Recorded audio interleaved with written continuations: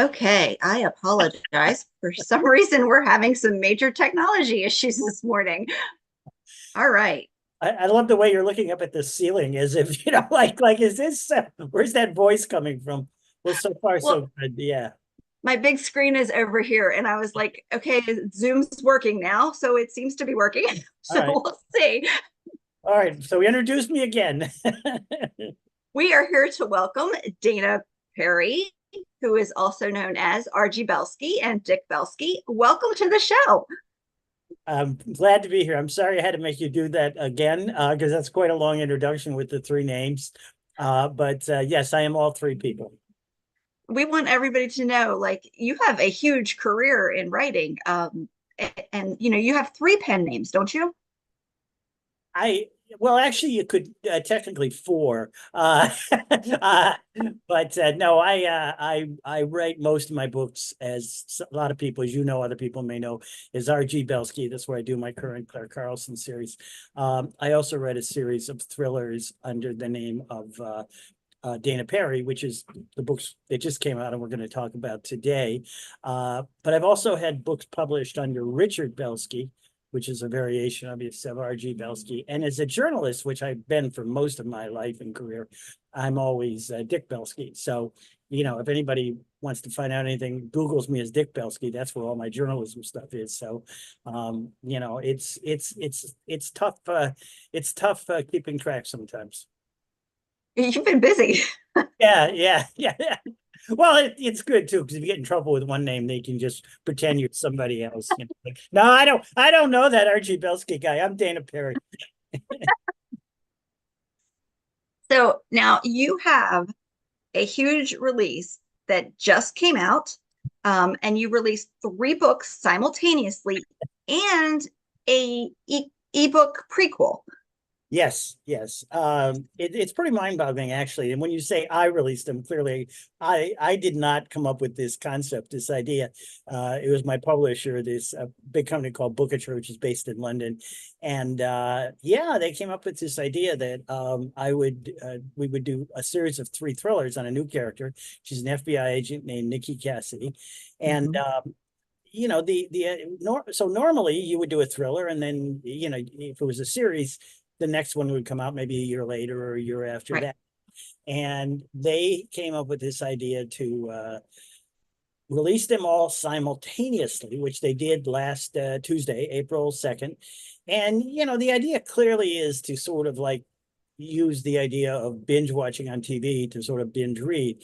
The idea that somebody reads a thriller they love, if you're reading Jack Reacher or something, and you don't want to wait a year for the next Jack Reacher book. Not comparing myself to each other, Jack Reacher, but that they want the next book. And I've already had some people who've commented, who've read all three books, and they're like, this is great. I'm two books in, I got one book to go. I don't have to give up the character yet.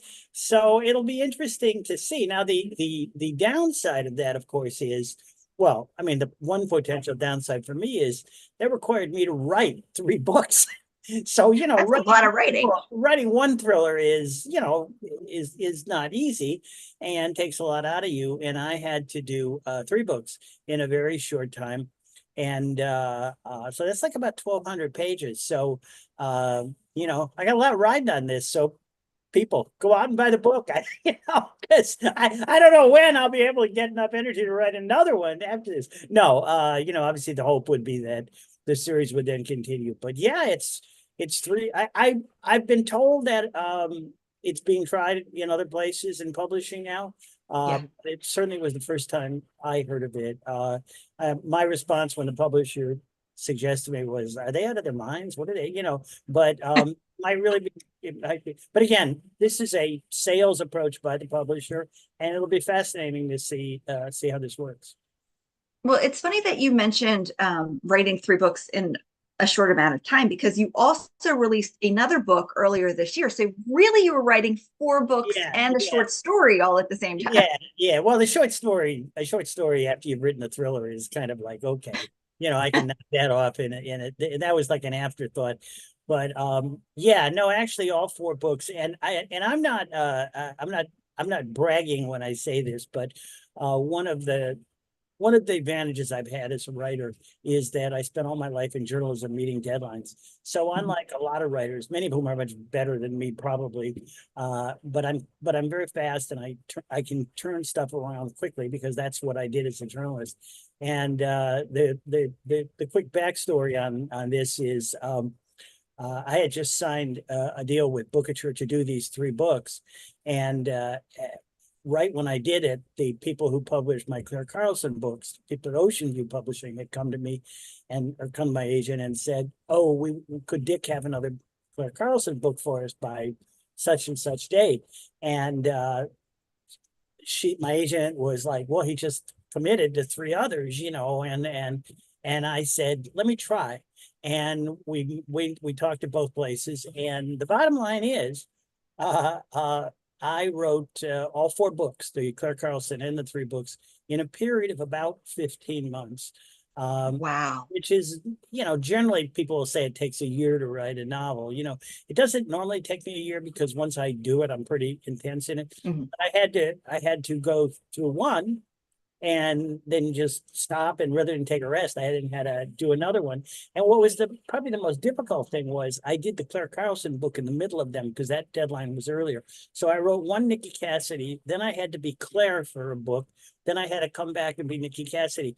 And for anybody who doesn't really know how it works, as a writer, you really become a part of your character so much, even though my character's old, it's like you live through your character. So I had to change gears between the two characters, and they're both women. They're both very strong, tough women, but they're different. And Very different. when I was writing one character, I had to do the other. So um, that's why these books, the Dana Perry books, are very unusual for me.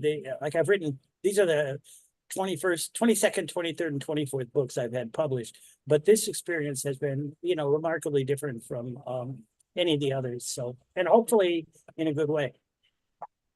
So, and I want to get into Nikki Cassidy, but before I do, you mentioned writing the two women was very different.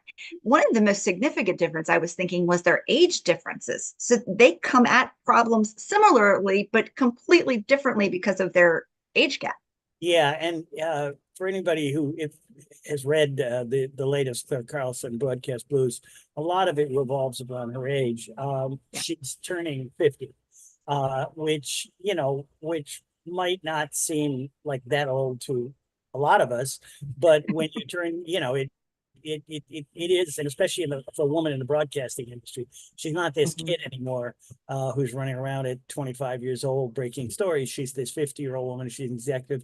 Her life's a mess, so she's dealing with a lot of life issues as she gets older, and realizing that a lot of the things in her life probably aren't going to change, even though she once thought they were.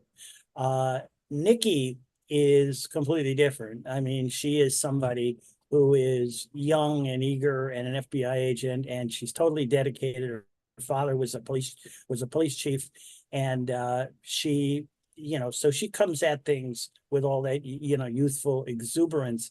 But she also had a big tragedy. When you read the books, you'll see she had a big tragedy in her life. Her sister was murdered, kidnapped and murdered. And Nikki somewhat blames herself for it because she played a role in it in the sense of not doing something she should have done. So she's very driven to save other girls because she couldn't save her sister. So their motivations are different, their ages are different, Mhm.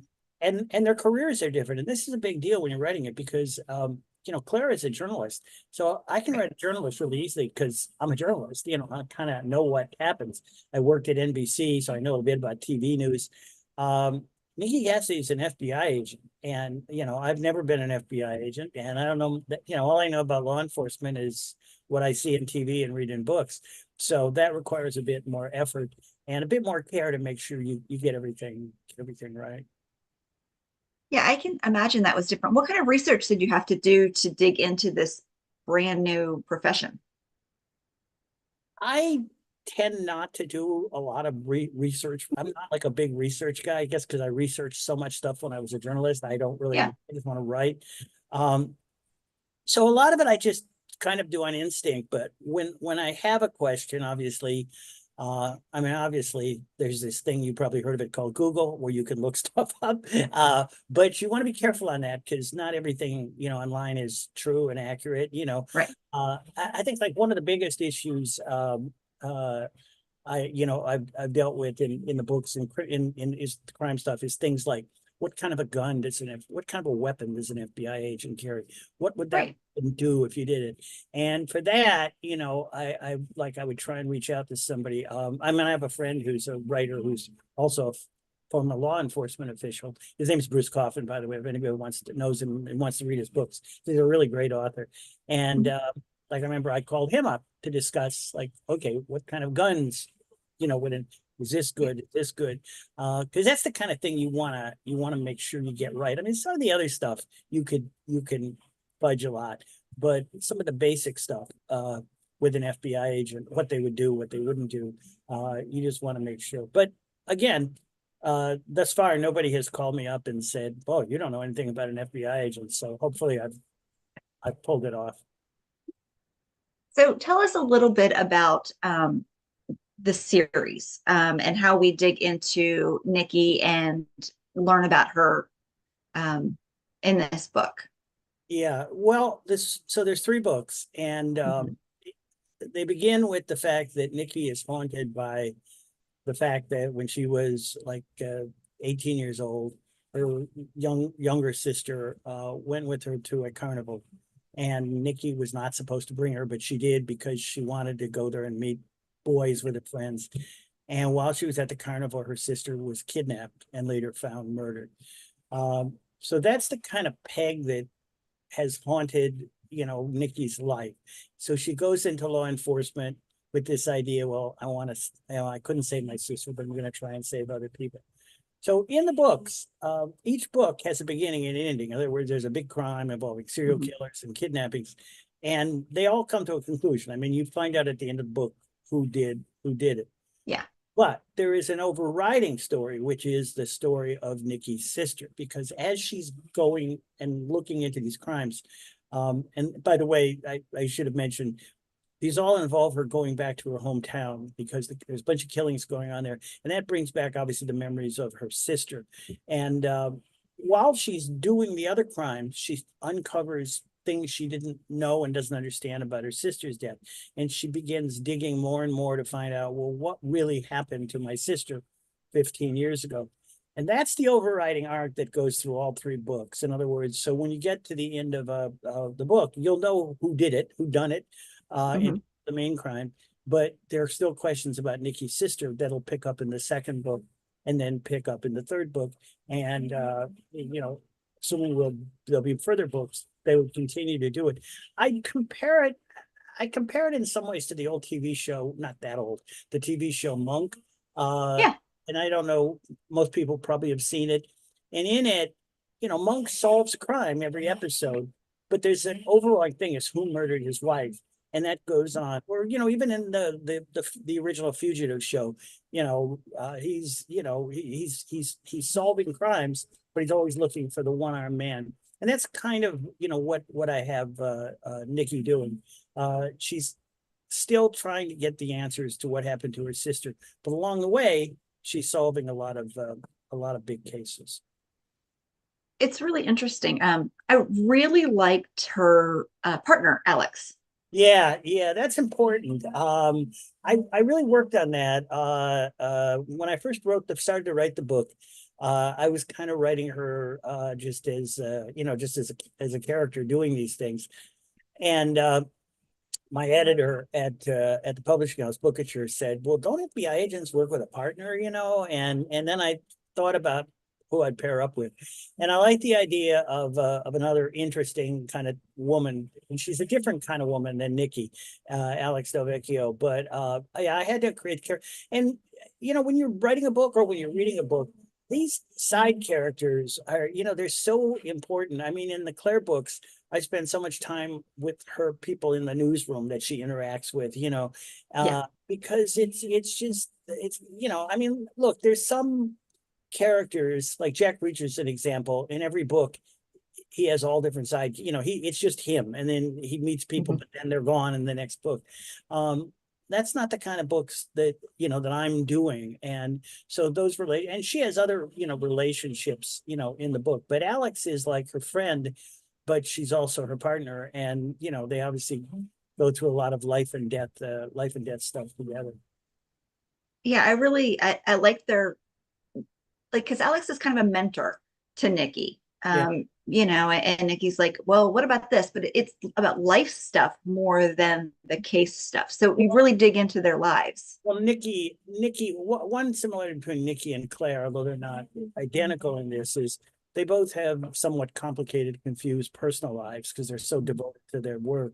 In Nikki's case, in the first book, uh, everything starts off wonderfully. She's engaged to this wonderful man, and they're going to get married, and she's going to live happily ever after, and everything. And since that wouldn't make a very interesting character in a book, I blow up the marriage, very early on, and but no, she suddenly realizes that isn't the life she wants. Not Right. that she doesn't want to get married at some point or have a family, but that this person wasn't the right person, even though everything about him seems great.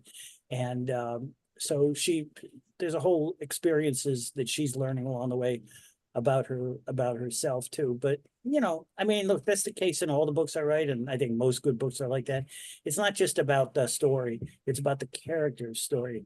Because you want to learn about Nikki as a person, Mhm. as well as Nikki investigating the case. I mean, if Nikki was just investigating the case, it'd be like a police procedural kind of thing, and Yeah. that's not really what I write. I really write a character that, I base all my characters like kind of on my favorite like TV shows and stuff, like I always say, like Jim Rockford or Columbo. Yeah. I mean, you didn't watch these shows because you wanted to find out Right. the story. You just love the character, and they were so great. And when I do character, that's kind of what I'm striving. And when I have somebody else say, wow, it was so great spending a couple of hours with Nikki or Claire, I really like her, I love hanging out Mhm. and spending time with her. That's like the biggest compliment I can get, and that's better than even, wow, all those twists and turns in your stories. I like it when people like the twists and the turns in the stories, but the biggest thing is, wow, I love the character.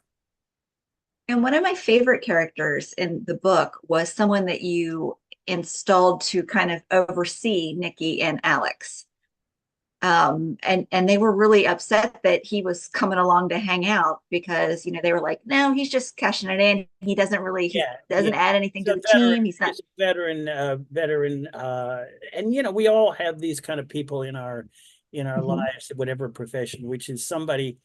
It's not that they're without ability, but they're kind of burned out and they've done it all. And yeah, in this case, he's just kind of playing out the strings supposedly to and yet he surprises them along the way with some stuff. But but He has some good zingers in there. he's the counter to these two Yeah. relatively young, eager FBI agents. He's the guy who's like, oh, just worry about putting your expense account in and just don't worry, don't give a damn about anything. But we all meet people like that in our jobs, like that are just kind of mailing it in. So yeah, I wanted to have that counter to, like, so that not everybody is dedicated and eager as Nikki is. No, but his insights are frequently very helpful. Well, because he's done a lot of this stuff before, Yeah. and so he makes references to previous. So after a serial killer, he'll start talking about things like cases from the past that he covered and trends and things like that. Yeah, it's really interesting to listen to him share his experience and how it affects the team of Alex and Nikki. Yeah, and then just in terms of the FBI stuff, I mean, when I started writing it, so the FBI, because all my books are based, and this is the other difference with this book. All my books pretty much were based in New York City. Uh, Hmm. I know New York City, Yeah. and for a variety of reasons, Nikki has to be based in Washington, and I've been in Washington like twice in my life, and I knew I could not write a good book, based in Yeah. Washington. So the action all takes place in Nikki's hometown, which is a small town in Ohio. And amazingly enough, I'm from Ohio and I went to college in a small town in Ohio, right in the same area where this takes place. So I was able to create a setting for her where I'm comfortable writing. Because that's a big thing too, the location. You've got to write, you've got to put the story in an area that you can't just research it. And so all three of the books are set in this little town in Ohio, which is pretty interesting because everybody's dying and being kidnapped there. I would compare I would compare it to Jessica Fletcher and Cabot Cove, where there's like 2,000 people in the town and 500 of them are murdered. So it's a little bit like that. There's a high preponderance of crime and murder in this little Ohio town, but you've got to have that suspension of belief. Yeah, it was really interesting. Um, so thinking about your books again in the publishing, most of your books have been released by US based publishers, and this one is a UK based publisher. Yes, yes. Now, are there differences in the way that that works for you Well, as an author? they are a UK based. It's a place called Bookershire, but I believe they're owned by Hachette. I mean, they're a big. It's a big publishing house, and they're very very prominent in the U.S. I mean, it's not like they're publishing in England and not here. Uh, they're very focused, which is probably the way to go in today's publishing world. They're very focused on online and Audible books. Pretty much all the books, the Dana Perry books, are really. I mean, and they sell them really cheap. I mean, Nowhere Girls right now is on sale for like 99 cents. Yeah. So like $2.99, $3.99, that kind of thing. The idea is to sell a lot of books and get a lot of attention for it, which I love. And then Audible, they spend a lot of time putting out a really good Audible version of the books, which a lot of people these days do. So they don't put many books like out in bookstores. But then an awful lot of people get their books now online and in Audible. Their books are published by a company in Florida called Ocean View. And that's more traditional. I mean, the book comes out hardcover, then it comes out in paperback, and then also comes out obviously in ebook and then in Audible. But the other difference is that Ocean View is like I guess you'd call it like a boutique publisher or a small, they're very focused. They only do mystery thrillers. They're very focused. They do like I think 2 books a month, no more. And then they focus on those books, which is great on some level. They until recently they were owned by a husband and wife team, Bob and Pat Goosen, who just retired. And they really did it out of love. So you really got a lot of focus and attention on your books. Bookature is the complete opposite. I mean, it's a big operation. I mean, I have no idea how many books they put out, but there are tons of books coming out. I'm not their only author. Believe me, they have plenty. So it's an interesting variation because really everything between the two is different. The Ocean View, is so much a more traditional in bookstores place than Bookature. It's very focused on mysteries. Well, Bookature is focused on mystery thrillers too a lot, but it's kind of fun. And I sort of operate with publishers on the theory that I know nothing about the publishing world, so like I pretty much leave all the decisions to them. I'm not one of these authors who try and tell the publishers how to do their job. I mean, I know how to do journalism. I know how to put out newspapers or websites or whatever, but I don't really know much. So I'm happy to get their guidance. And everything about the Dana Perry name Mhm. that was created by Bookature. They came to me with that name and said, we would like you to Yeah. write under this name because we think it has a whatever. It makes you different than R.G. Belsky and whatever. The covers, I know you had asked a question, or you're going to ask a question about the covers. The Yeah. covers are all completely them. I mean, I love them, but I'm like, wow, okay, that's cool. And most of the titles are titles that they come up with, although the Mhm. Nowhere Girls was mine. I really like that title. And Yeah. and that one they've used. But it's just it's interesting. It's interesting to make your way through the publishing world and I pretty much do what they tell me to do and I've been pretty happy with it. You're really laid back about all this. It's interesting, to work with you as you're going through this because you're like, okay, okay. And I think this comes from my journalism background, Hmm. like you have you have an editor who says to you, I need that story and I need it in, when can you have it? And you say, well, I can't have it for more than an hour. And he says, well, I need it in 15 minutes. And you go, okay. And you give it to him in 15 minutes. I mean, that's kind of what I did for most of my life. Uh, Right. and you don't really question it or a lot, there's not, well, should I really be doing this story? No, just do the story, So I have that mentality. And it's really I think it's really helped me as an author because I don't face a lot of the problems that other people do, like who might take 5 or 6 years to write a book because they rewrite it 80,000 times. Hmm. I kind of, just tend to do that. Now, the only downside of being a journalist and writing mysteries is that when I started, I had a tendency to to write too fast, not write too fast, but to tell the story too fast. So, like Right. Because you had to journalism, be really concise. well, in journalism, I was a tabloid journalist too. So you put all the facts in the lead, first paragraph. Who did what, who, what, where, when, why, This is who did it and why. and you do it in a mystery, on the first page, and there's no mystery, So, in the beginning, I had a few editors came back to me. They're this is good, but you you're going too fast. You're going from A to B to C to D, like boom, boom, boom.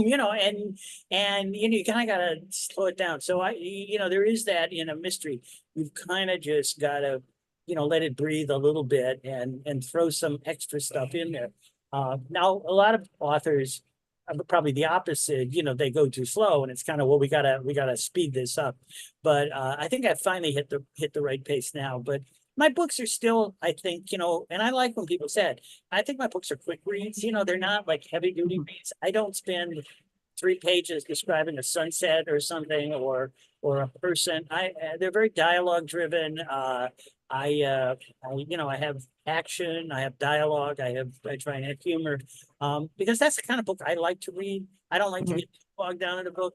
So my books, you know, I hope they're good, but I do think they're fast. Now, these aren't your first Dana Perry books, though, are they? No, no, no, no, no, no, no. Wait, okay, so Yeah, yeah. what is We the are the this is 5, 6, and 7. okay, so what is the main difference between you writing as Dana Perry and you writing as R.G. Belsky? Okay, I mean, besides the publisher. The Dana Perry books are much more traditional thrillers, in the sense Okay. that there's a lot more action and murder and like, for instance, in the Dana Perry books, uh, you'll find, and this is encouraged, but I sort of like doing it too. In the Dana Perry books, pretty much every chapter, especially at the beginning, will end with some kind of a twist or cliffhanger. It won't just end. It'll be like, so where is this missing person? Or what happened to here, kind of thing. It's like with a hook of some kind to keep the story moving. Uh, Mhm. you don't go too long without having Nikki, I don't know, being in some kind of danger, or being in a car crash, or something like that, or facing off against some scary guy, or finding a body or something. The Claire books are not, I mean, there's action in them, but they're, again, I think they're more personality driven. And I mean, the Nikki books are personality driven with Nikki's personality, because you got to have a personality. Right. But again, it's like, and I don't do this comparison. The books are in any way similar, and I certainly don't compare myself to the author. But like, if you're reading Jack Reacher and Lee Child, I mean, you love the Jack Reacher character, but it's really about the story. He's beating people up and doing stuff. Well, Nikki's not quite doing that, but there's just a lot more. They're thrillers, and so they have to be written in a different way than the Claire books. Like, I can have Claire spending a lot of time, hanging out with her friends, or sitting at a newspaper bar, Mhm. newspaper stories, which I do. Uh, with Nikki, it's just she's doing things on the job more than more than Claire is. She definitely drives the story. Um, and the story follows her more than with Claire, where she's a piece and she's sharing the pieces, I guess. Yeah, yeah. But and the other thing is both books are only written from one perspective, because that's the only way I've ever written. All my Mhm. 20 books are written from a single perspective, where they're I don't have, a different POV point of view where somebody else comes in, or you see what the bad guy is thinking. They're all from Nikki's point of view, or from Claire's point of view. And people always say, well, she's a woman. Why didn't you write her in the third person? Why did you write her in the first person? And it's just, I had a previous character who was a man. I wrote in the first person too. Most of my books, all my books have been written in the first person, because that's the way I write the best. I just find makes the character stronger. And, people have said to me, why don't you try and write a book in the third person? You never have. And I said, oh, I've written a number of books in the third person. I said, they just never got published. Like I have manuscripts when I tried to write in the third person. So I think there might be a lesson there. I write better in the first person. So everything you're reading in these books, you're not in the villain's mind. Everything Mhm. is what Nikki knows or what Claire knows. Now, having said that, it is fun sometimes to have one or both of them be, the kind of what's known as the unreliable narrator. So, I know in both cases, sometimes they're not lying to the reader, but they're not telling the reader everything. So you'll find something out at the end of the book that Claire or Nikki has not revealed earlier in the book. And that's Yes. kind of fun to do too. Yeah. Um, I- the first Claire book was a real zinger at the end of That that one. that was yeah, that was the classic one, and I Yeah. can't actually talk about it because I give it away. But it's like I say, like Claire never lies about anything in that book. She just doesn't tell you the truth, Yeah. and you see the truth, you find out the truth at the end. And so that was really, and I love when, when books, when you have, I mean, that's why I love, like Gone Girl is the classic, like you don't know, like to me, it's like a great form of writing, and I really enjoy it. I mean, I don't do it as much in all the books, but there are things that Nikki and Claire know that the reader doesn't know until later on in the book. Mhm. Now, your plot lines, do you get those like just out of nowhere? Do you do research? Are they something that you've like think about as you're watching TV or reading other books? Uh, Um, Actually, none of the above. What I tend to do is pretty much rip from the headlines, because again, I've yeah. covered news all my life.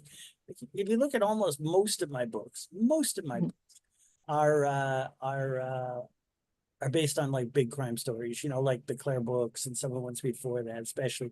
I've like had serial killers inspired by Son of Sam. I had a celebrity case that she covered, which was sort of inspired by OJ, which I covered. I mean, you have so many cases I covered, John Benet Ramsey. So all these, Mhm.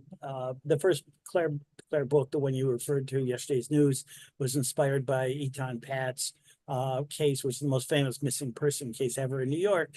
And I thought, well, what if Claire was involved in a case like that? Only it's a missing girl, and so I do a lot of that kind of rip from the headlines thing. I do sometimes find stories like in the current Dana Perry books. One of the setups for one of the three books is that somebody has been in prison for years for killing a bunch of women, including a mother's daughter, and so she thinks justice was done. And I had read a story about a serial killer, a supposed serial killer who was in prison, who had claimed he'd killed like 40 people, and the police had accepted it because they wanted to close all the cases. And it turned out that he was just making it up. He was lying. He had created the whole thing.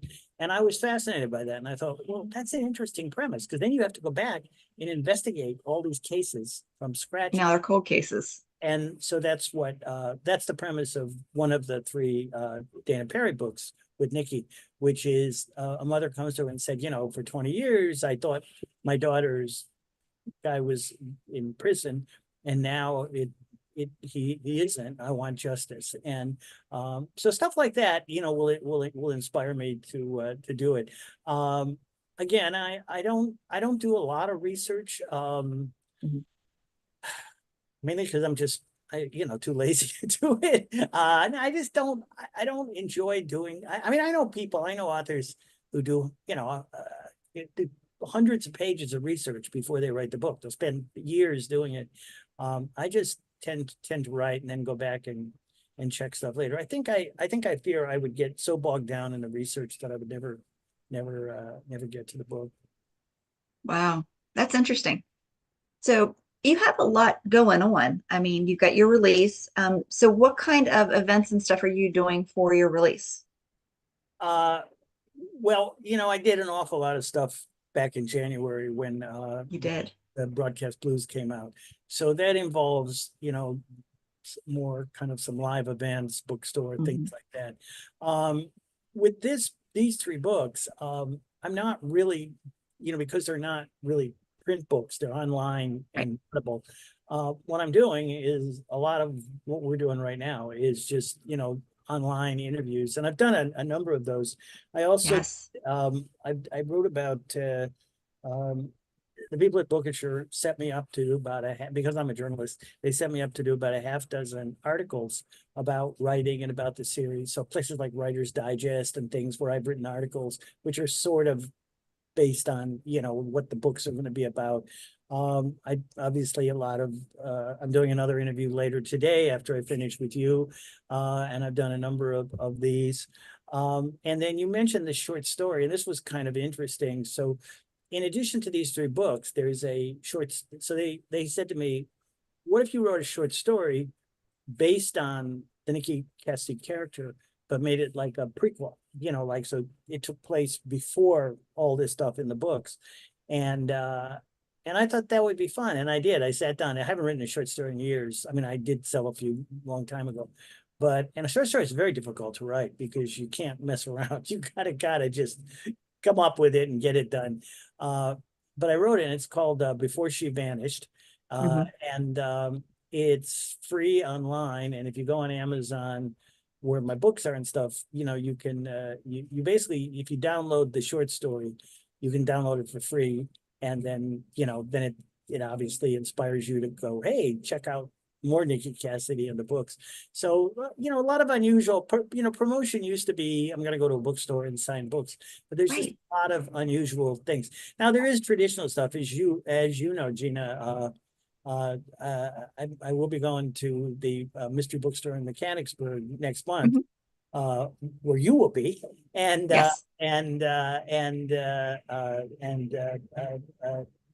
woman there, Deb Beamer, has been very supportive of my books. And so I'll be part of a group of authors, and we're all going to be talking to readers there about our books. But yeah, most of the stuff I find myself doing these days is sitting at home and talking to people like this. And it is amazing how effective it can be. And it obviously started during the pandemic, but I know when one of my books came out in the heart of the pandemic, when nobody Yeah. was going out. And so I used to do a book launch event with every book. And I'm sorry, I don't know if there's construction going outside my window. I don't know if you can hear that, but anyway, that's why I'm pausing. But anyway, I used to do a book launch event, and I could get maybe 50, 60 people there, which is a nice turnout, at a Mhm. bookstore. So we decided to do it remotely at Mysterious Bookshop here in Manhattan because it was the pandemic and nobody was leaving their house. And we did a remote book launch for the book. I got like 400 people at it because all these people could just log in online. So I could Mhm. get people from like Oregon or Texas or whatever who just came online. So there are advantages to it. The disadvantage is that you don't get as much person to person contact with the readers. Mhm. Well, that's great. And I guess we'll have to put a link to the mysterious, um, where are we going? Ice Cream for Mysteries book conference coming up Yeah, yeah. next month. Supposedly we're gonna get free ice cream. That's the only reason I'm going. I mean, me too. She asked me what flavor I liked. I said chocolate marshmallow, and she said, "You got it." So But yeah, listen, if anybody's in the area, it's around you in central, it's around Harrisburg, Mechanicsburg. Yeah, you can stop by. Yeah. Yeah, that's going to be a lot of fun. There are a lot of great authors that are going to be there with you. It is. Some of them I know, some of them I don't know, but some bigger names, even bigger names than me. Wow.